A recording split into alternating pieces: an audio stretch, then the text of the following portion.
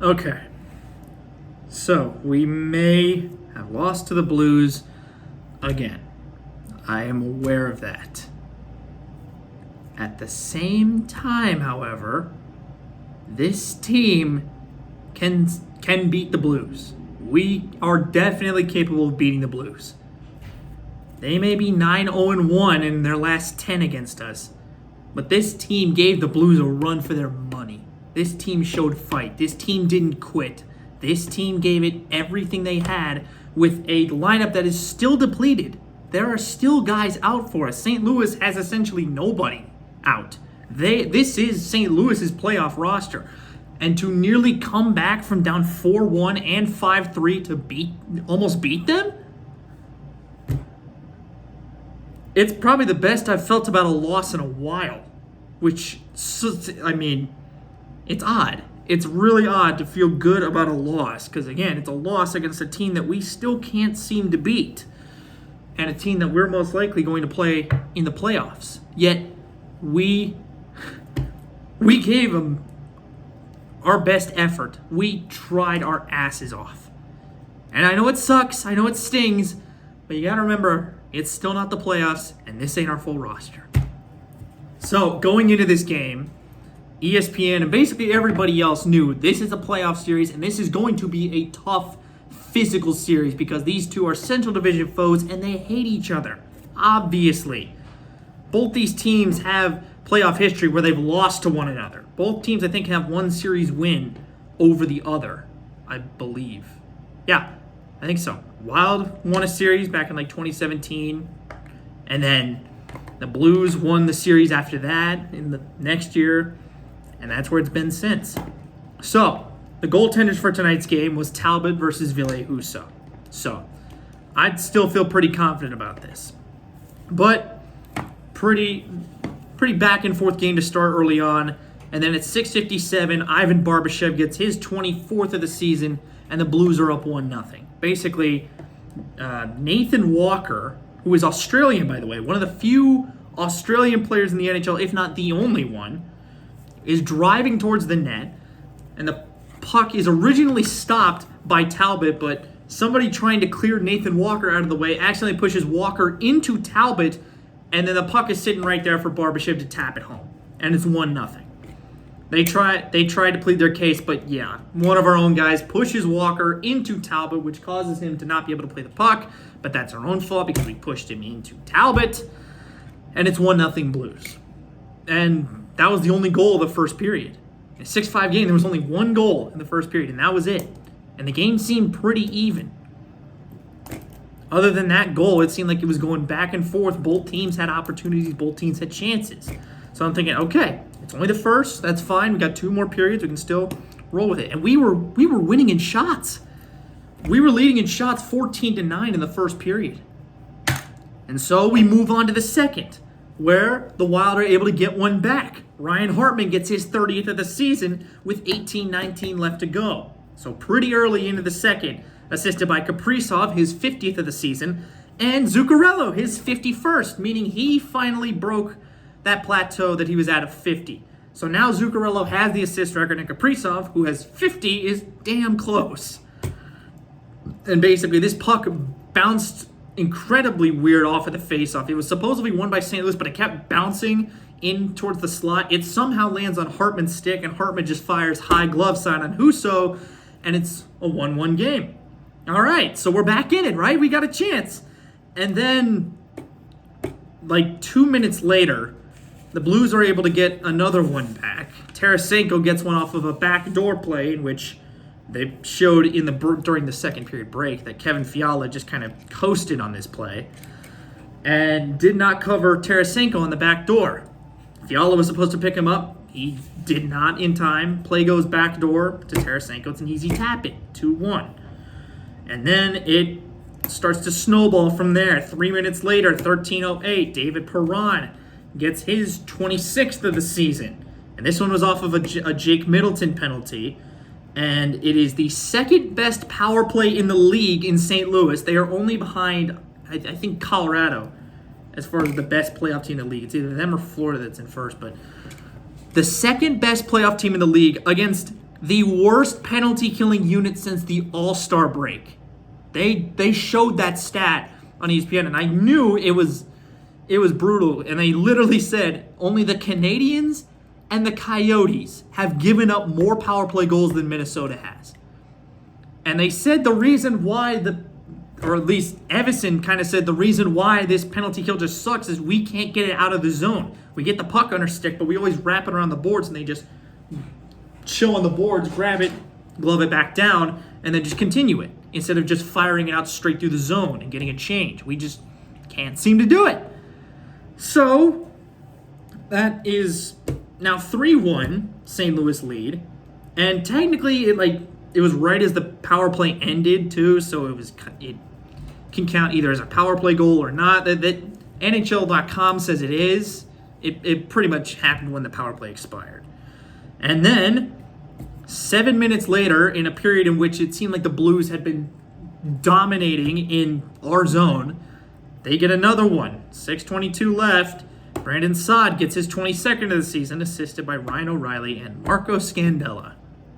I keep forgetting that Scandella is on the Blues.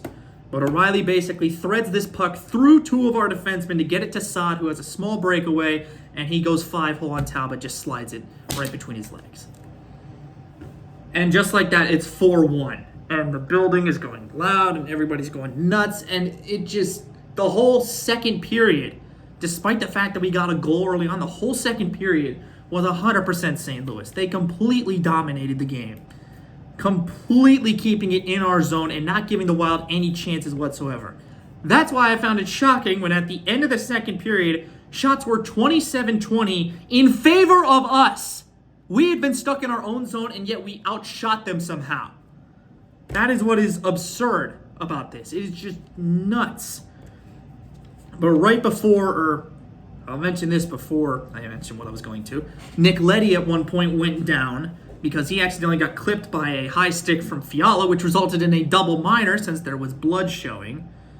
I think a double minor was a little excessive because, it's incidental contact. He's trying to lift the stick and he accidentally gets him up high. But the refs are going to change their call, and they didn't change their call whatsoever. So, the final 2 minutes of the third period and the next 2 minutes final 2 minutes of the second period, next 2 minutes starting the third period, we would be down at least one man. Double minor at the end of the second just kind of solidifies what happens. And then with 28.1 seconds to go, it somehow becomes a 4-on-4 because there was another penalty that was given out, I think, I want to say to O'Reilly at some point. But it basically became a 4-on-4. Wait. Well, I think I'm getting ahead of myself. Yeah. Okay, that was I'm thinking of something completely different. But 28.1 seconds. There's a big hit on Tyson Jost. It's a clean hit by Pavel Buchnevich, I believe, and that basically causes Nick Delorier to snap, and he just goes berserk going after two Blues players, and eventually all 10 guys on the ice are just going after each other, and it just becomes a full-out madhouse. Eventually, things get settled. Delorier gets sent off. Barbashev gets put in the box. Somehow it becomes a two-man advantage for the Blues. And that is just the end of the second. Second dwindles down like that, and the Wild needed just a break in the play, a big gap in the play. The end of the period couldn't have come soon enough. And literally what I wrote here was just get out of the period. We don't have all guys healthy. Put some fight into the third. I could have wrote something a hell of a lot more pessimistic because I was so pissed. And I was watching two games at once. I was watching the Timberwolves game as well as this one. So I'm like, oh, Lord, at least the Timberwolves are winning. But I still wanted to keep track of this game because I still thought that this team had something. And I'm like, okay, third period, let's take a deep breath. Let's just see what we can do. And boy, what can we do? We can nearly come back and beat this team. We show a hell of a lot of fight in the third period.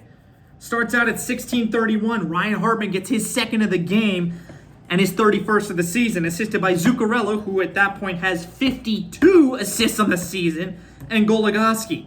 Basically, Hartman ends up firing this puck on net, and thank God for Marco Scandella still liking the Wild a little bit because he tips this one in. The announcers originally thought, oh yeah, Kaprizov's got 43 now. He has the Wild franchise record. Turns out Scandella beat him to the tip, literally tipping the puck into his own net. So, right there, 4-2 now. Okay, got time, got a couple more chances. But then, not even a minute later, actually a little bit more than a minute later, 15:19 left to go in the second. From 16:31 to 15:19, Freddie Goudreau gets his 13th of the season, and Goudreau, as of recently, he's been one of our better players. He has been awesome. Like, without a doubt, he has proven me wrong multiple times because at some points in the season, I kind of thought, Jesus, he's lacking. He's not really doing that much. No, recently, he has been incredible for us. He has been well worth whatever contract we gave him. He's just rolling right now. And so he gets this one assisted by Fiala and Boldy. And basically, it was great puck control by Boldy, allowing them to keep puck possession. Pass goes to Fiala, feeds Goudreau in the slot for a one-timer, and already it is now a one-goal game just like that. And Craig Berube, being the smart guy that he was, took a timeout because he's like, oh, Jesus. And the Wild players are like getting happy in the bench because they're like, yeah, we can do this. We can definitely come back into this game. Down 4-1, and now it's 4-3, just like that. And St. Louis is like, all right, now we need more chance. We need to get something back in. So St. Louis comes back down with another chance. 2-on-1, stopped. Completely stonewalled by Talbot, just stopping Jordan Kyrou, who had been kind of sluggish as of recently, according to the announcers. He hadn't gotten much time. He was on the fourth line. The NHL's fastest skater is on the fourth line. That's how sluggish he's been as of recently. And then at some point, 11:53, both Torrey Krug and Kirill Kaprizov get tangled up and then start jacking at each other and just talking, then throwing a few shoves at each other. They both get sent to the box, so it becomes a 4-on-4. Now, Minnesota is starting to ramp it up, starting to get more chances, starting to really, really take control of the game. But just like this always seems to happen when the Wild are starting to gain momentum, Pavel Buchnevich, with 10:45 to go in the game, or the third period, gets his 27th of the season on a shot that nobody really expected to go in. It's a shot that hit off of the shoulder of Talbot and then snuck under the bar.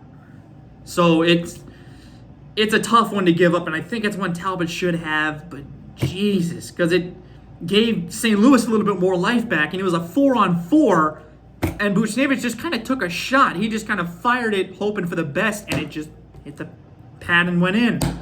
So now it is 5-3 St. Louis. Wild are down by 2 again. But luckily, St. Louis, being the somewhat nice people that they are, gives us a power play because O'Reilly got a holding the stick penalty. And it wasn't just holding the stick. No. He literally tackled one of our guys and threw him to the ground. So it's obviously 2 minutes of something. They called him for holding the stick, but that was the one thing he didn't hold. He literally grabbed our guy's body and just threw him to the ground. And it's like, it's illegal. You can't, it's not tackle football. It is hockey. You can hip check them. You can check them into the board. You can open ice hit them like Buchnevich did to Jost. You can't wrap your arms around him and barrel him to the ground. That is illegal. But for some reason, O'Reilly couldn't get this, and he slams his stick into the boards in frustration, either just somehow thinking, man, how did I not get away with that? How did I not get away with tackling a guy right next to the net? Like, I thought it was legal. I swear to God, I thought it was legal. Like, literally, I don't know why you're pissed in that situation. You clearly did it. You're guilty. But he did not like it. And so the Wild are like, all right, screw it. Since you're going to bitch in the box, we'll score on the scoreboard. And that's exactly what they do, because Marcus Foligno gets a power play goal, his 22nd of the season, with exactly 6 minutes left to go in the third, assisted by Hartman and Brodin. Basically, Wild have been moving the puck around in the power play, starting to get some momentum. Eventually, the power play is about to expire. Hartman can't really pass it back to anybody because the lanes are clogged, so he just fires it on net. Puck is loose because Husso couldn't control the rebound. It's sitting right in front. Foligno grabs it, backhand, forehand, since he's left-handed. Backhand, forehanded, shoots, and it's in. And now it's 5-4. We're still down by 1, but we are still coming back. Now, all of a sudden, things are starting to really roll the Wild's way. And by the way, that power play goal was the first one that St. Louis had given up in 18 straight penalties. They had a streak of 18 straight penalties killed off, and they give up that one. And all of a sudden, the life is taken out of the building, and the whole building is starting to slowly go into cardiac arrest. And not the good type of cardiac arrest, the bad type, because they people are just losing their minds. They're starting to be like, oh God, what is happening? Are we actually? And literally, it's 5-4, but you really didn't think it was going to be 5-4 for long if you kept watching, because the Wild were still going at it. And of course, Kirill Kaprizov gets his 43rd of the season. Why wouldn't he? Assisted from guess who? Matt Zuccarello with now his 53rd assist of the season. So there's 2 record breakers right there. Zuccarello got the assist record in this game early on. And of course, Kirill Kaprizov breaks the Wild franchise goal record with his 43rd of the season, tying the game at 5 with 5:02 left to go. Yeah, that was 2 goals in not even a minute. 2 goals in 58 seconds. And suddenly, the building is on panic mode. Every Blues fan is just shitting their collective pants. They have no idea what to do. They are just losing it. And the Wild are just going nuts. They suddenly start to dominate the game and just stay in the Blues zone the whole time. Or at least it felt that way to me. But eventually the Blues start to get it back, and now it's really looking like a playoff series where neither team is going to give an inch and neither team wants to back down. Those final 4 minutes were incredible to watch because it was fun on both ends. Incredibly close chances by both the Wild and the Blues. And eventually, it goes into overtime, which was a thought that I didn't even think was possible when we were in the second period. I was thinking, let's just get out of this. Let's just make sure we try something, because I'm thinking, okay, we have guys out. I'm still not completely I'm not afraid of St. Louis just because, they beat us every time in the regular season. They've won 10 straight. We don't have all of our guys in the lineup. St. Louis has a healthy roster. We don't. That was my thought in a second. And then I keep tuning into the game, and lo and behold, they just keep finding ways to make it close. And to come out of this game with a point is incredible. After being down 4-1 and 5-3, and they still get a point. It's absurd. It is just nuts. And nothing encapsulates the St. Louis meltdown better than the 5th goal they gave us. Because they literally gave it to us. Zuccarello steals the puck after the St. Louis defenseman just kind of leaves it for him. Literally, doesn't know what he's doing. Zuccarello picks the puck. He's behind the net, throws it in front to Kaprizov, and Kaprizov is alone in the slot. That is the one guy on Minnesota you do not want alone in the slot. I don't care if you're Andrei Vasilevsky. I don't care if you're Patrick Waugh. I don't care if you are even, Bernie Perron. He's not stopping that. In the slot alone with Kirill Kaprizov, he's not stopping that. Any good goal scorer in the slot alone is not going to stop that. Literally. And so Kirill Kaprizov makes the most of it, and it's a 5-5 game, and now it is a playoff atmosphere. The building is getting loud, but just trying to will their guys back into the game, and it did not look like they had anything going. It just looked like all the wheels had fallen off collectively to blow a lead that badly. And so eventually the game goes into overtime. But St. Louis still somehow finds a way to win this game. Braden Shen gets his 22nd of the season with 4:04 left to go in overtime. So 6-5, Blues end up winning this one. But regardless, this team will not give up. This team will continue to fight to the bitter end, even when it looks like things are definitely not going our way, even when it seems like, oh, geez, they're just going to keep stomping the foot. No. We're going to turn the tables. And all of a sudden, we turn a 4-1 deficit and a 5-3 deficit into a much-deserved point. A huge point. Sure, St. Louis has second in the Central. Sure, they clinched a playoff spot, but we are now only 1 point behind them, and we have a back-to-back. This was the first game of the back-to-back. The second one is in Minnesota against San Jose. Literally, we play tomorrow night, 6 Eastern, against the Sharks, which we better win that game. If we don't, I'm going to lose my mind. But the fact that they did this is just incredible. It's something we haven't seen out of many Wild teams in the past. Usually most Wild teams in the past would lie down and just say, okay, well, there it goes. No. This team is going to give it your all. St. Louis came out of that game with bumps and bruises. Nick Leddy, I hope he gets better, because it sucks to see Nick Leddy go down like that. But I guarantee St. Louis players are definitely going to need some ice after that game, because that was tough for everybody. Everybody just gave it everything they had, and that's why this series is going to be a hell of a lot of fun. And it is impossible for this series to be a sweep in either way. No team is sweeping this series. It's not going to happen. Not going to happen. St. Louis fans can scream, oh yeah, we own the Wild all they want. Playoffs are a different mentality. And when we have guys back in the lineup, if we did this without Jordan Greenway, arguably our biggest, most physical player on the team, we still don't have 2 of our top pairing defensemen in Dumba and Merrill. They're still not here. They're still not in the lineup. Once we have those guys back and we have a full healthy lineup, I think we can win the series. I easily think we can win the series. I don't think it's going to be a sweep, obviously. I'd say most generous, 5 games. Okay? The worst I could see, 7 games. Like, that's a realistic possibility. I could seriously think that this could go to 7 games. And will that home ice matter? Probably. But remember, we still have a game in hand on them, and we're only back by 1 point. And St. Louis has won 8 straight. You know the wheels are going to fall off for them. They're not winning every game the rest of the way. They're not. And this game probably took a lot out of them. I wouldn't be surprised if St. Louis starts to drop 1 or 2 or more. Because really, that's the only reason we can't get past them. We keep winning at the same time that St. Louis does. And that's why we were stuck with them right there. That's why we're still stuck with them. But we just got to keep playing our game, keep playing our mentality, keep playing with this kind of fight and this kind of incredible intensity.